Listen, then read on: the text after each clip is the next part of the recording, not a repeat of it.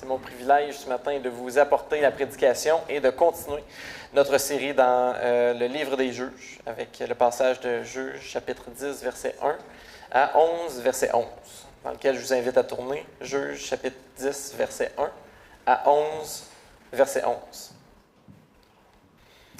Je vous invite à prier avec moi avant de débuter. Seigneur, je te remercie pour ta parole, pour la générosité de pourvoir pour nous 66 livres, tous édifiants, tous conçus pour nous édifier, pour nous construire, pour nous apprendre de toi et pour nous équiper à mener une vie qui t'est honorable.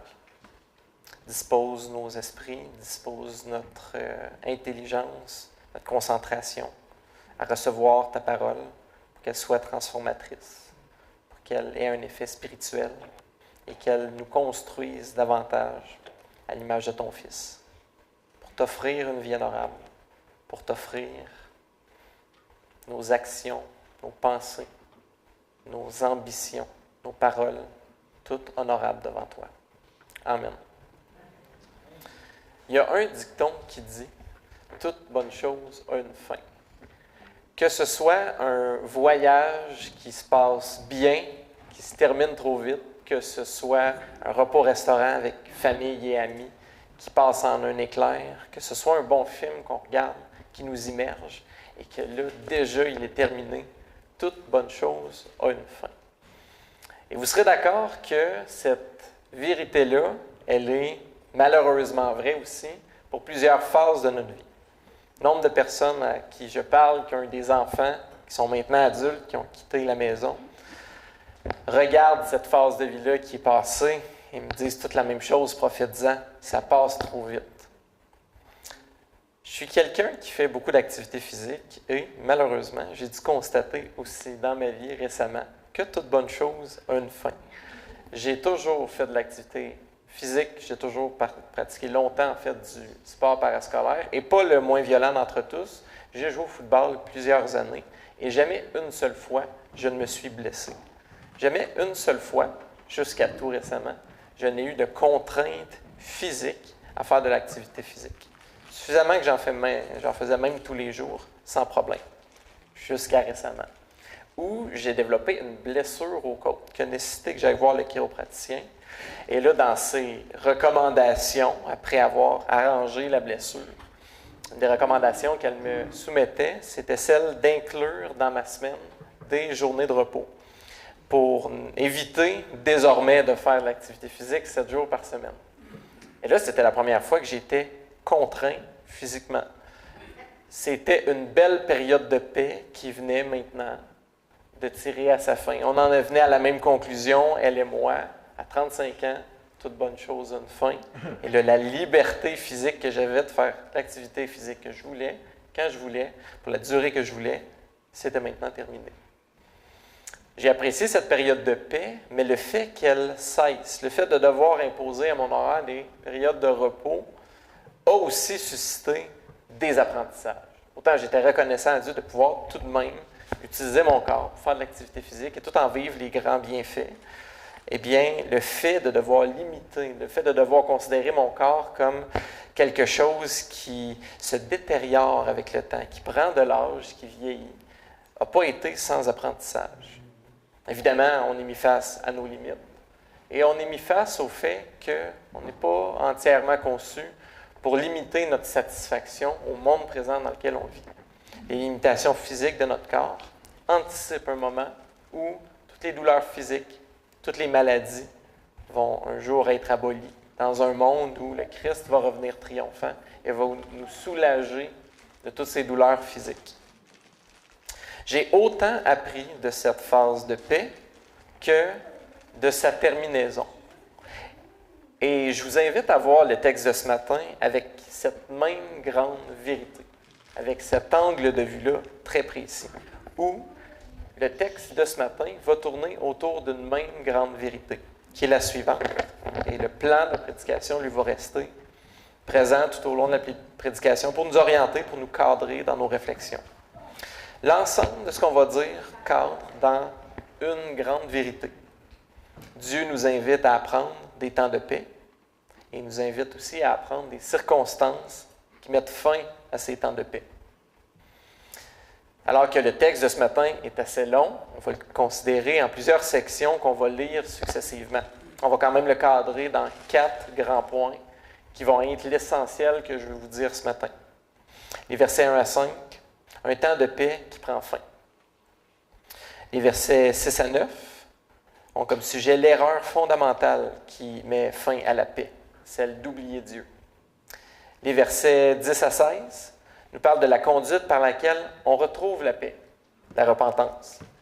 Et finalement, les versets 10-17 à 11-11 révèlent que quand Dieu est absent, la paix est absente.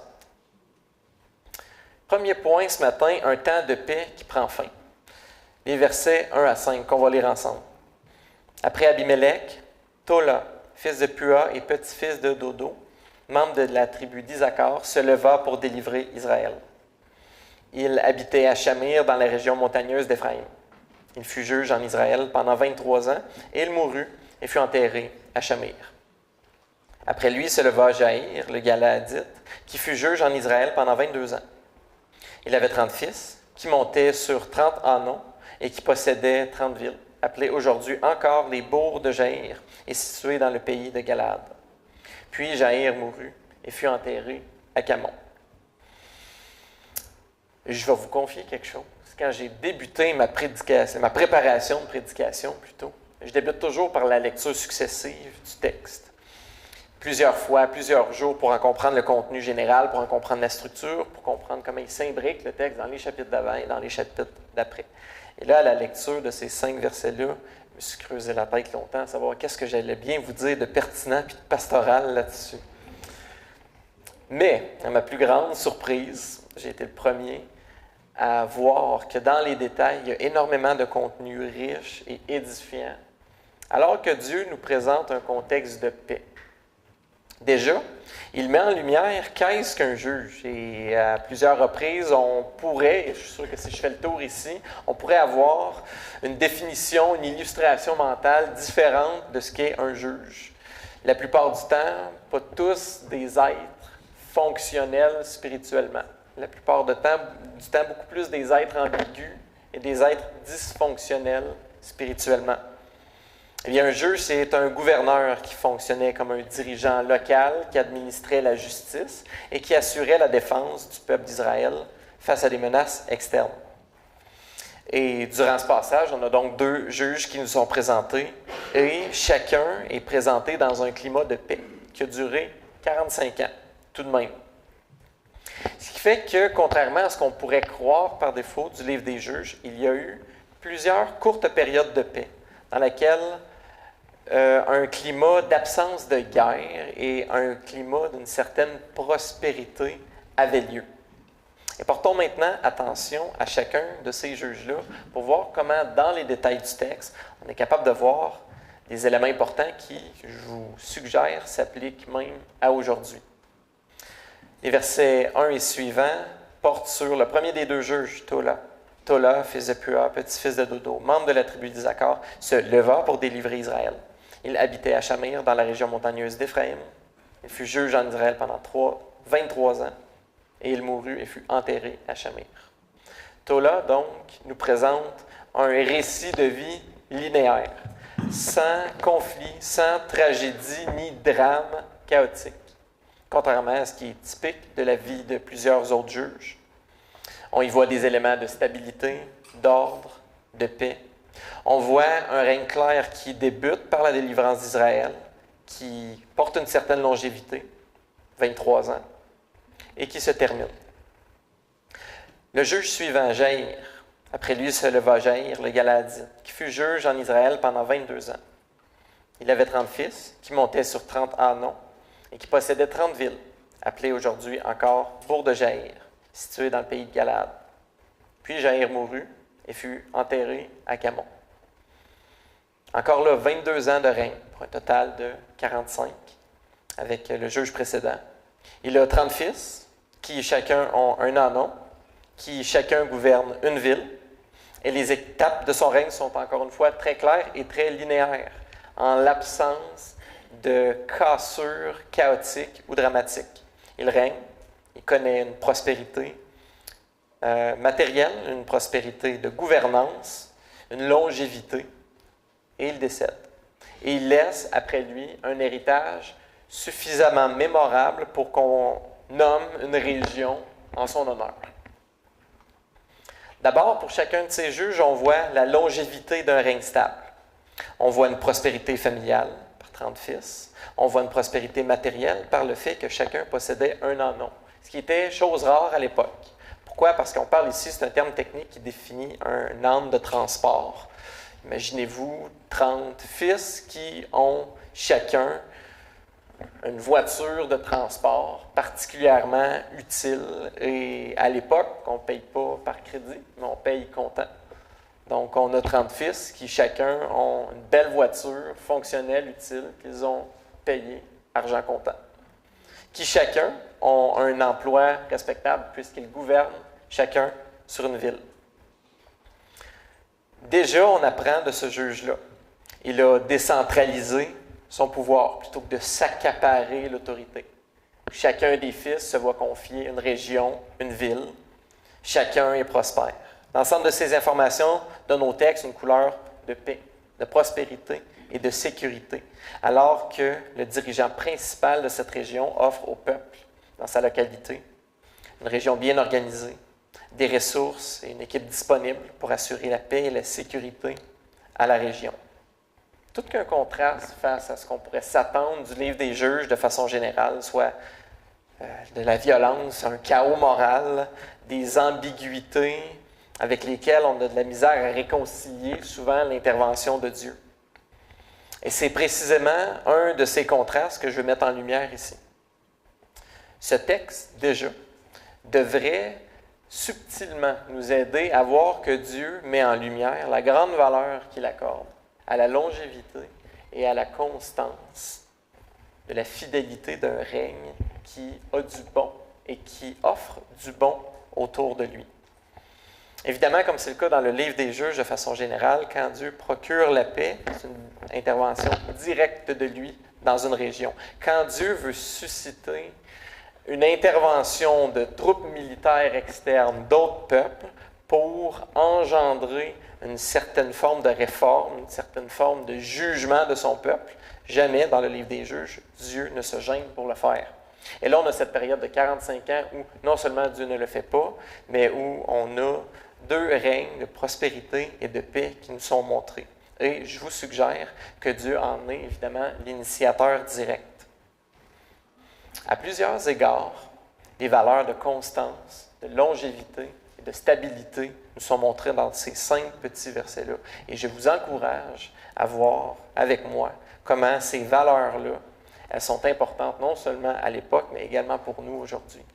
Nombre de personnes sont impliquées dans cette Église-ci à titre de leader de groupe maison, à titre de technicien de son, à titre de pasteur, à titre de bénévoles à plusieurs égards, d'équipes de ménage dans l'Église, d'hommes et de femmes capables manuellement de réparer des choses dans l'Église, de s'impliquer de façon concrète dans la vie de l'Église.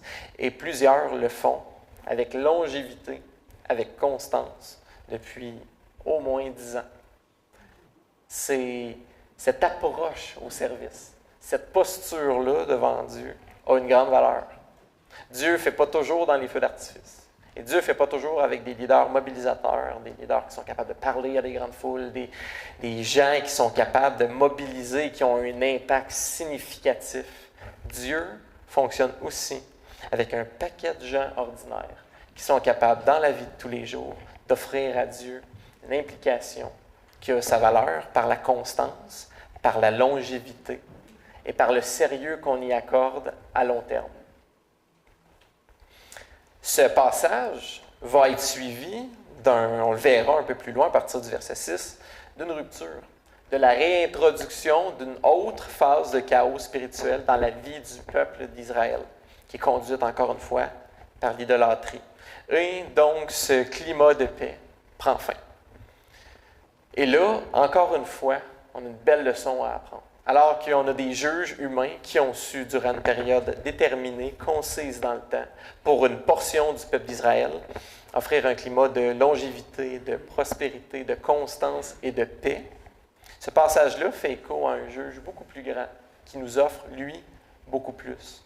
Alors que ces juges-là ont su protéger Israël de la dysfonction de la race humaine. Nous, on a un juge qui est le juge de l'humanité.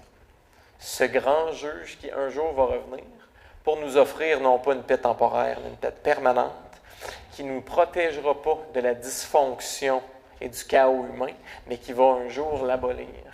Et des périodes de coupure où le chaos revient, eh bien, il n'y en aura plus. Il n'y en aura plus à cette époque-là.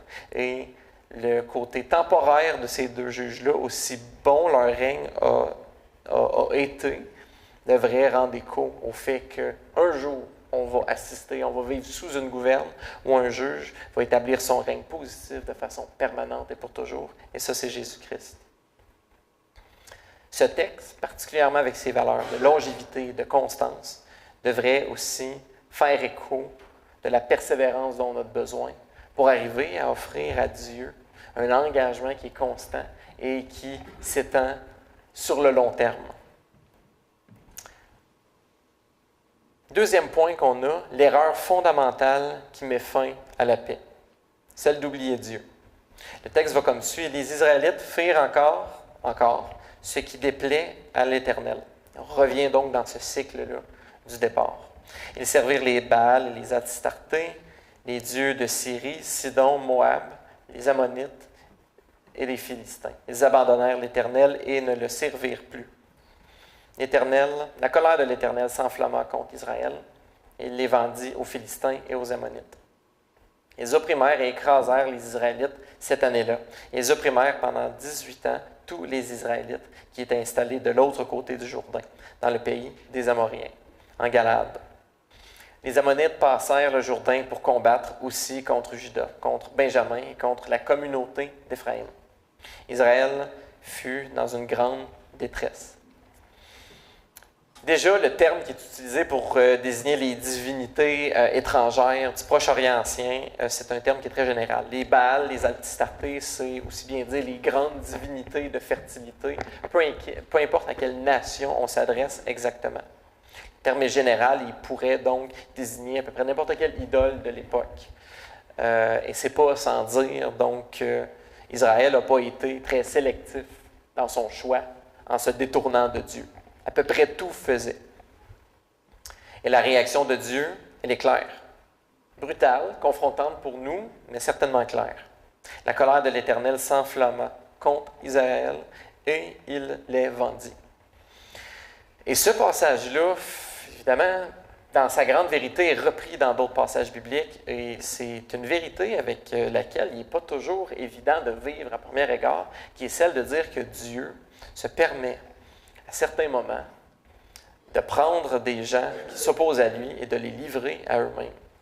Dieu nous rappelle cette vérité dans le premier chapitre de l'Épître aux Romains, dans le premier chapitre des Proverbes également, où Proverbe 5 nous dit « Le méchant est prisonnier de ses propres fautes et il est retenu par les liens de son péché. Il mourra faute d'instruction. C'est de l'excès de sa folie qu'il s'enivrera. » La Bible est claire quant au fait que le mal est la pire conséquence que quelqu'un peut entretenir dans sa vie.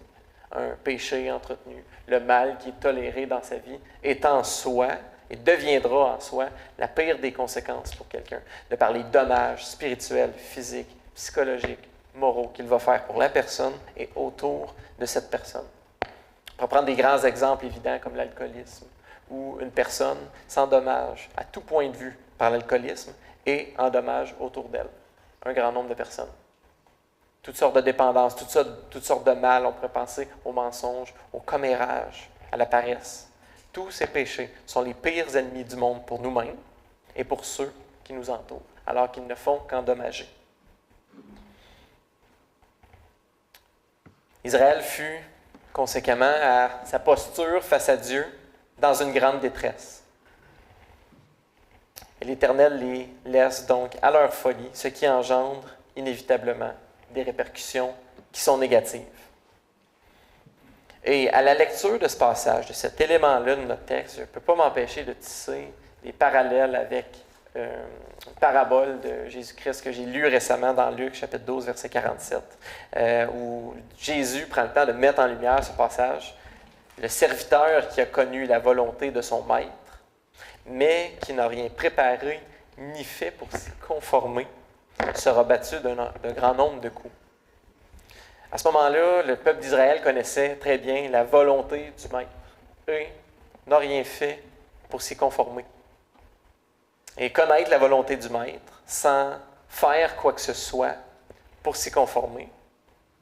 Évidemment, ça peut se répercuter dans l'exemple qu'on voit dans ce texte, où un peuple va se dévouer à des divinités païennes du Proche-Orient ancien. Mais je vous invite à voir que oublier Dieu, connaître sa volonté, mais ne rien faire pour s'y conformer, ça peut se répercuter dans des façons beaucoup plus subtiles que nous pouvons avoir de vivre. La lassitude spirituelle, prendre Dieu pour acquis, faire preuve de paresse spirituelle, connaître les engagements auxquels Dieu nous invite à prendre part, face à lui, face au peuple de Dieu, et les repousser au lendemain. Ne pas prioriser Dieu, mais prioriser autre chose. La famille, le travail, le sport, les loisirs, les voyages, les activités. Toutes des choses légitimes en elles-mêmes, mais qui nous détournent de la volonté du Maître qu'on connaît en négligeant d'ajuster notre vie à cette conséquence, ces commandements-là de Dieu. C'est un danger qui nous guette chacun de nous. Et dans le texte d'aujourd'hui, évidemment, donc on a un exemple facile où oublier Dieu, c'est évident, alors que le peuple de Dieu se tourne vers les idoles, mais ça peut être beaucoup plus subtil dans notre vie. S'emparesser spirituellement, c'est aussi une façon d'oublier Dieu.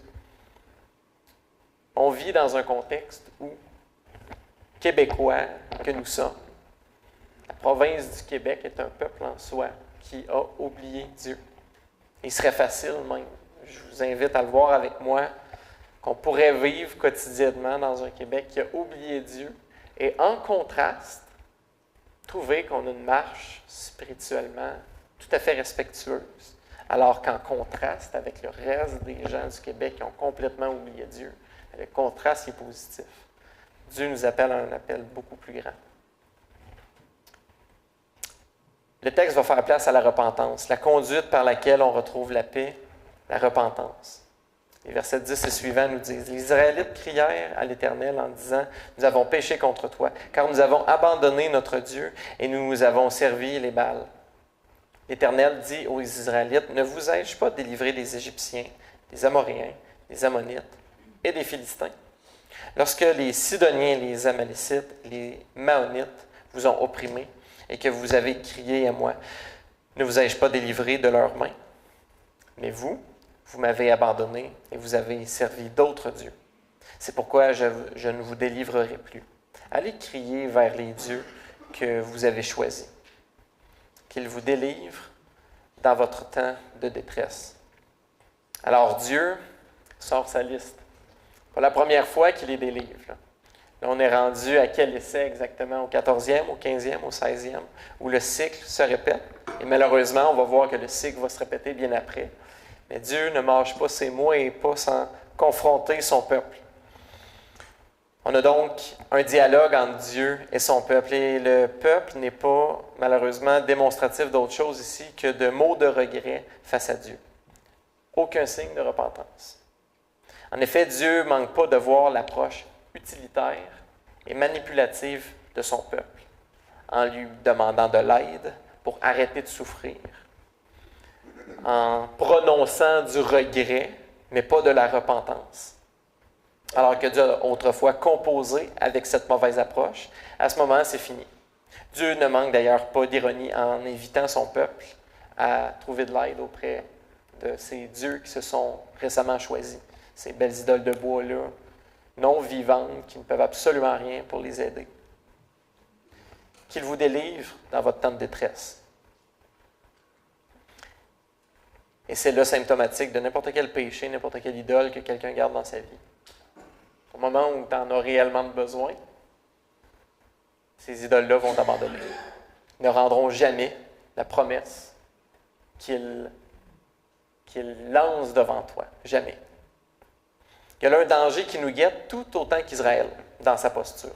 Il y a des moments difficiles que chacun de nous, on va vivre, on vit peut-être, ou on a vécu dans le passé. Et dans ces moments difficiles, ceux qu'on subit des fois par nos choix questionnables, ceux qu'on subit par le mal qu'on a fait, mais aussi ceux qu'on subit bien malgré nous, dans des circonstances où on voudrait quelque chose de meilleur et on n'a pas cherché à souffrir, on a fait preuve d'intégrité. Il y a toujours ce risque-là qui existe devant Dieu, de demander à Dieu d'arrêter de souffrir, plutôt que de profiter de cette période de souffrance-là pour apprendre qu'est-ce qu'on peut apprendre de Dieu et qu'est-ce qu'on peut apprendre de nous-mêmes dans cette phase-là. Traverser cette phase de souffrance-là avec Dieu, complètement opposé avec le fait de vouloir demander à Dieu d'arrêter de souffrir en évitant de passer par cette phase de souffrance-là. Dans notre texte, comme dans plusieurs autres du livre des Juges, jamais le peuple ne porte une réflexion honnête sur sa situation de souffrance. On voit plutôt des gens qui cherchent à arrêter de souffrir pour que le moment difficile cesse. Le même danger nous guette face à nos moments de souffrance. Ceux qui nous sont imposés pour toutes sortes de raisons. Certaines qu'on comprend, certaines qu'on ne comprend pas. Et posons-nous la question à nous-mêmes honnêtement. Dans les moments de souffrance et d'épreuve qui nous sont donnés de vivre, cherchons-nous à comprendre réellement pourquoi Dieu impose la souffrance? Qu'est-ce qu'on peut y apprendre? Ou est-ce qu'on cherche une libération rapide? Le narratif biblique est clair quant au grand bienfait de la souffrance. Pour quelqu'un qui accepte de marcher dans un chemin sombre avec Dieu, pour en ressortir grandi, transformé à la fin de ce chemin-là. Jean-Luc nous disait, il y a à peu près 2 semaines dans sa prédication, « Ne gaspille pas ton épreuve ». Eh bien, moi, j'ai le goût d'ajouter à ça, Dieu nous invite à apprendre des temps de paix, mais aussi des circonstances qui y mettent fin. Israël, dans notre texte, va passer éventuellement des paroles à l'action, en démontrant une repentance concrète. Mais cela n'engendrera pas pour autant une délivrance rapide. Le texte nous dit, « Les Israélites dirent à l'Éternel, nous avons péché. Traite-nous comme il te plaira. Seulement, nous t'en prions, délivre-nous aujourd'hui. » Ils enlevèrent les dieux étrangers du milieu d'eux et servirent l'Éternel, qui fut touché par la souffrance d'Israël. Et alors là, on a un exemple concret, tangible de ce que veut dire la repentance.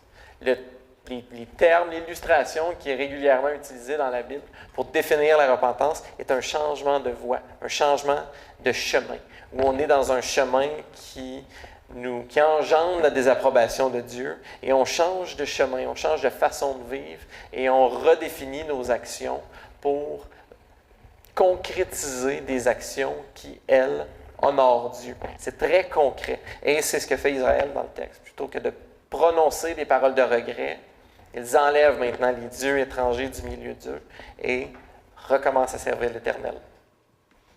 Le texte est clair, les actions concrètes de repentance reflètent le cœur de celui qui se repent vraiment. Les paroles de regret, elles, ne portent pas effet aussi fructueusement que des actions concrètes qui nous mènent à nous détourner du mal et à nous tourner vers le bien. Les choses intéressantes dans ce texte, même si Dieu octroie la délivrance, Dieu suscite une délivrance progressive, une délivrance qui est lente.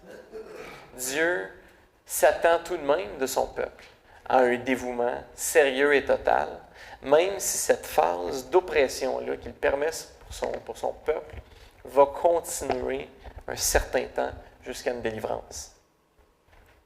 Et les temps difficiles vont perdurer par le fait qu'Israël prend des solutions qui, malheureusement, sont détachées de la volonté claire de Dieu pour connaître la délivrance. C'est là notre 4e point. Quand Dieu est absent, la paix, elle, est absente. Et on entre dans un segment du texte où on va le lire ensemble successivement dans différentes sections. Je vous invite à voir à quel point Dieu est absent de l'intervention du peuple à se choisir quelqu'un pour les délivrer. On parle d'un raisonnement humain. Ils sont essentiellement en recrutement d'un chef. Et durant l'ensemble de cette phase-là de recrutement et de sélection d'un prochain chef, Dieu est silencieux de A à Z. Jusqu'à la toute fin, où formellement, il y a des engagements verbaux qui sont pris devant Dieu, au même titre où on pourrait assister devant un tribunal à un procès où quelqu'un juge de dire toute la vérité, la main sur la Bible. Ça ne fait pas de lui un croyant, c'est une formalité.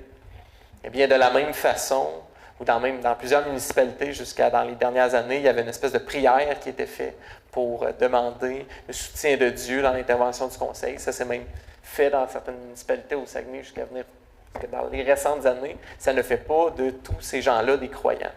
Eh bien, il y a certains éléments de texte où le nom de Dieu est prononcé dans ce texte-là. On comprend vite que c'est des formalités, c'est du brossage de vernis pour s'assurer, là, dans un lien transactionnel face à Dieu, de bénéficier de sa volonté et de son soutien. On va lire le texte, versets 17 et suivants. Les Ammonites se rassemblèrent et installèrent leur camp à Galade. De leur côté, les Israélites se rassemblèrent et installèrent leur camp à Mitzpah. Le peuple et les chefs de Galade se dirent l'un à l'autre: quel est l'homme qui commencera l'attaque contre les Ammonites? Il sera le chef de tous les habitants de Galade. Jephthé, le Galadite, était un vaillant guerrier, qui était le fils d'une prostituée, et son père était un certain Galad. La femme de Galad lui donna des fils qui, devenus grands, chassèrent Jephthé et lui dirent: tu n'auras pas d'héritage dans la famille de notre père, car tu es le fils d'une autre femme. Jephthé s'enfuit loin de ses frères et habita dans le pays de Tob. Des vauriens se rassemblèrent à ses côtés, et il faisait avec lui des expéditions guerrières. Quelque temps après, les Ammonites firent la guerre à Israël. Face à cette situation, les anciens de Galad allèrent chercher Jephthé au pays de Tob et lui dirent: viens, tu seras notre chef et nous combattrons les Ammonites. Et c'est là qu'on est introduit à ce prochain grand juge, je mets entre guillemets, qui est Jephthé. Une figure tout aussi ambiguë que d'autres qu'on va voir dans les juges. Et je ne sais pas si vous êtes comme moi, mais dans des situations où on veut du noir ou blanc, du clair, les juges sont bons pour nous présenter des modèles de juges empreints d'ambiguïté, où on ne saurait pas trop dire si c'est une bonne ou une mauvaise chose que cette personne-là soit sélectionnée. On pense entre autres à Samson. Un autre exemple de quelqu'un où on est mi-figue, mi-raisin, là, pour le moins dire. Jephthé représente un de ces modèles de leader qui présente son gros lot d'ambiguïté. Les chefs d'Israël, déjà, cherchent un libérateur, très large. Et leur stratégie n'a rien de spirituel. Ils vont chercher un volontaire. Et quand on cherche un volontaire dans un climat de chaos, c'est le scénario idéal pour que les pires profiteurs se présentent pour utiliser la situation à leur avantage et se monter dans un rôle de chefferie. Et le volontaire qu'ils approchent n'a donc rien de rassurant en termes de qualité d'homme. En effet, plusieurs facteurs désignent le libérateur choisi, Jephthé, comme un homme issu d'un contexte païen qui ne correspond en rien au standard d'un meneur que Dieu confirme. D'abord, son nom. Son nom signifie « la divinité a ouvert », au sens très large. Et par la divinité, il n'y a rien qui nous indique que c'est le Dieu biblique qui correspond à la divinité. Ça pourrait, et c'est fort probablement même, un Dieu de fertilité païenne qui est désigné ici. C'est un thème qui est très général. Il est le fils d'une prostituée et son père a d'autres fils avec une autre femme. Et depuis plusieurs années, il est rejeté de sa famille. Il n'a ni maison physique, ni appartenance sociale. C'est une sorte de nomade qui s'adonne à avoir du sang juif. Et Jephthé va donc interagir après avoir été approché par les chefs d'Israël. Il va interagir avec eux dans une posture de négociation. Jephthé répondit aux anciens de Galad: n'avez-vous pas eu de la haine pour moi et ne m'avez-vous pas chassé de chez mon père? Pourquoi venez-vous vers moi maintenant que vous êtes dans la détresse? Les anciens de Galad dirent à Jephthé: nous revenons vers toi maintenant afin que tu marches avec nous, que tu combattes les Ammonites et que tu sois notre chef, celui de tous les habitants de Galade. Jephthé répondit aux anciens de Galade, « Si vous me faites revenir pour combattre les Ammonites et que l'Éternel me les livre, je serai votre chef. » Les anciens de Galade dirent à Jephthé, « Que l'Éternel soit témoin entre nous si nous ne faisons pas ce que tu dis. » Jephthé partit alors avec les anciens de Galade. Le peuple le mit à sa tête et l'établit comme chef, et Jephthé répéta devant l'Éternel à Mitzpa toutes les paroles qu'il avait prononcées. C'est là les deux éléments de texte où le nom de Dieu revient. On voit bien qu'il y a des formalités culturelles en arrière de ça, où chacun signe son engagement formellement, sans nécessairement accorder une grande présence à Dieu dans tout le processus de réflexion, de cheminement qui vise à sélectionner Jephthé. Et déjà, il y a des drapeaux rouges qui se lèvent dès le départ. Si on compare, par exemple, à l'appel de Moïse, si on compare à l'appel de Josué, on a des délivreurs qui, clairement, reçoivent l'approbation claire de Dieu. Et on a Jephthé qui va négocier son poste pour tenter d'obtenir plus et qui, d'une façon ou d'une autre, finit par obtenir plus. Il va être le chef de tous les habitants de Galade. On est loin d'une sélection de meneurs à l'image de Moïse ou de Josué. Et si je peux me permettre de prendre un exemple, j'irai vers un exemple pour illustrer la situation un peu de recrutement et de sélection de Jephthé à une situation, on pourrait dire, contemporaine ici. Imaginons-nous que du jour au lendemain, Mathieu Gauthier, qui est notre pasteur rémunéré, quitte pour une autre église, et là, on se réunit en équipe pastorale, et là, il faut sélectionner un nouveau pasteur. Là, on se présente devant vous, tout fier, et là, on vous dit, on a notre homme. Il a étudié les sciences religieuses contemporaines à l'Université de Sherbrooke. Il fait du yoga, il a donné des cours en Indonésie longtemps, en Inde. Il a déjà fréquenté une église protestante, mais ça remonte à peu près 10 ans, puis c'était une grande église en Irlande, on pense. Puis on n'est pas trop sûr, mais c'est ce qu'il nous a dit. Puis là, depuis les 5 à 6 dernières années, il ne fréquente pas vraiment l'église, mais il donne des cours de yoga, puis il offre de la méditation, puis de la prière au Dieu de votre choix. Bon. Donc, c'est quelqu'un qui a un grand arrière-plan spirituel. Et là, on vous explique comment c'est déroulé le processus de sélection avec lui quand on l'a rencontré. Là, on vous dit, oui, bien, les entretiens qu'on a eus avec lui, essentiellement, on n'a pas passé à travers les éléments de doctrine tant que ça. On trouvait qu'il y avait un bel arrière-plan spirituel déjà. On n'a pas éprouvé le besoin d'aller là. Par contre, il a voulu négocier son salaire et ses conditions de travail. Puis, il aimerait ça qu'on puisse investir dans un REER pour lui. T'sais. Qu'est-ce que vous en pensez? T'sais? Ça serait quoi votre posture, votre réaction? T'sais? Moi, ça serait pas loin du dédain, honnêtement, là, de dire il me semble qu'il y aurait eu d'autres façons de procéder, puis que ce n'est pas comme ça qu'on sélectionne un pasteur pour une église évangélique. Eh bien, on est un peu là, dans la façon dont nous est décrit le processus de sélection de Jephthé.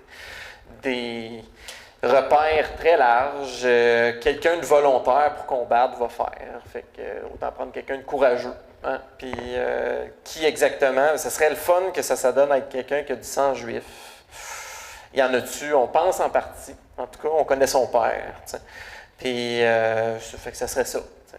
Et ça fonctionne. Tout le monde a avalé ça. Tout le monde a adopté ça. T'sais. Ça nous parle du niveau de détresse du peuple, mais précisément du niveau de détresse spirituelle, où aucun repère spirituel clair est en place pour sélectionner quelqu'un de crédible et surtout quelqu'un qui recevrait l'approbation divine.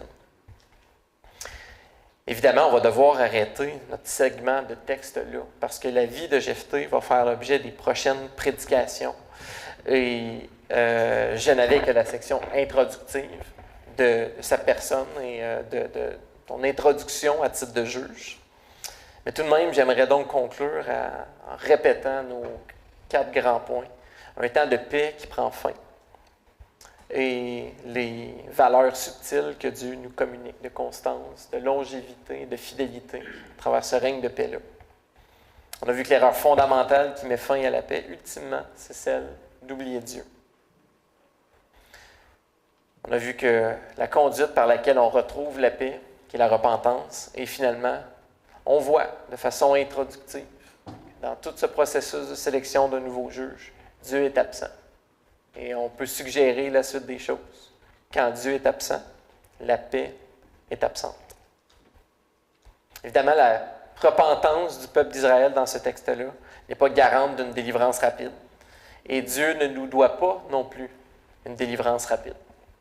Il nous appelle cependant à persévérer dans la repentance et à apprendre des temps de paix, mais aussi des circonstances qui y mettent fin. Je termine en vous, évidemment, je ne vous laisse pas partir, mais je vous envoie, comme c'est notre habitude dans notre approche ici à l'Église, avec une commission, celle de Proverbes, chapitre 4, qui résonne de l'écho, de l'infidélité du peuple d'Israël. Regardez le contraste de ce qui nous est donné comme invitation de la part de Dieu lui-même. Garde ton cœur plus que toute autre chose, car de lui viennent les sources de la vie. Écarte de toi la fausseté de la bouche et la fourberie des lèvres. Éloigne-la de toi. Que tes yeux regardent en face et que tes paupières se dirigent droit devant toi. Aplanis la route par où tu passes et que toutes tes voies soient bien assurées. Ne dévie ni à droite ni à gauche. Écarte ton pied du mal. Et finalement, une bénédiction dans le psaume numéro 5. Tous ceux qui se réfugient en toi, en Dieu, se réjouiront. Ils exulteront à toujours et tu les protégeras. Ils exulteront en toi, ceux qui aiment ton nom. Car toi, Éternel, tu bénis le juste comme un bouclier. Tu l'environnes de faveur. Bon dimanche tout le monde.